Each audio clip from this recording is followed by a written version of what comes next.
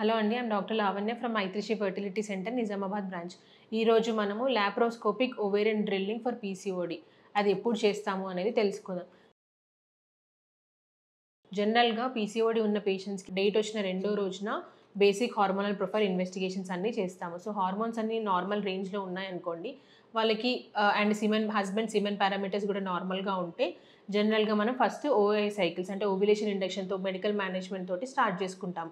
అట్లా few months చూస్తాం. Like 4-5 cycles గానీ, మాక్సిమం 6 సైకిల్స్ గానీ చూస్తాం. ఎగ్ పెరుగుతుందా లేదా అనేది మనం ఫాలిక్యులర్ స్టడీ చేసుకుంటూ, ట్రాకింగ్ చేసుకుంటూ చూస్తాము.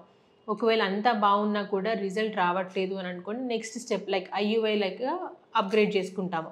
అంటే ఏంటనంటే మంత్ వచ్చిన రెండో రోజు నుంచి మెడికల్ మేనేజ్‌మెంట్ టాబ్లెట్స్‌తో పాటుగా ఇంజెక్షన్స్ అన్నీ యాడ్ చేసుకుంటూ అసలు ఎగ్స్ పెరుగుతున్నాయా లేదా అనేది చూసుకుంటాము.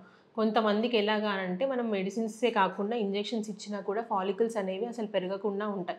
అంటే రెసిస్టెంట్ పీసీఓ అన్నట్టుగా అంటాం. ఏమాత్రం ఇంప్రూవ్‌మెంట్ లేకుండా, ఎగ్స్ పెరగకుండా అలా రెసిస్టెంట్ ఉన్న వాళ్ళకి మనము లాస్ట్ ఆప్షన్ లాగా లాప్రోస్కోపిక్ ఓవేరియన్ డ్రిల్లింగ్ అనేది సజెస్ట్ చేస్తాం. అంటే ఏంటి అనంటే మనము అదొక చిన్న సర్జికల్ ప్రొసీజర్ అండి. జస్ట్ లాప్రోస్కోపిక్ పోర్ట్స్ లాగా అబ్డామెన్‌కి చిన్న సర్జరీ కీ హోల్ సర్జరీ లాగా చేసుకొని మనం కెమెరా యేసుకొని లోపల గర్భసంచి ఎలా ఉంది, దాని పక్కన ట్యూబ్స్, అండాశయాలు ఎలా ఉన్నాయనేది చెక్ చేసుకుంటాం.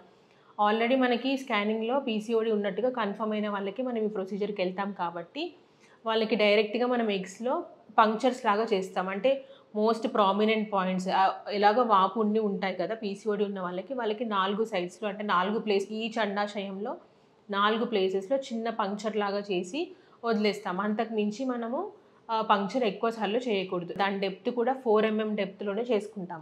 సో, అంతకంటే ఎక్కువగా చేస్తే ఎగ్స్ కూడా డ్యామేజ్ అయ్యే అవకాశాలనేవి ఉంటాయి. దీన్ని మనము లాప్రోస్కోపిక్ ఓవేరియన్ డ్రిల్లింగ్ అని అంటాం. Thank you.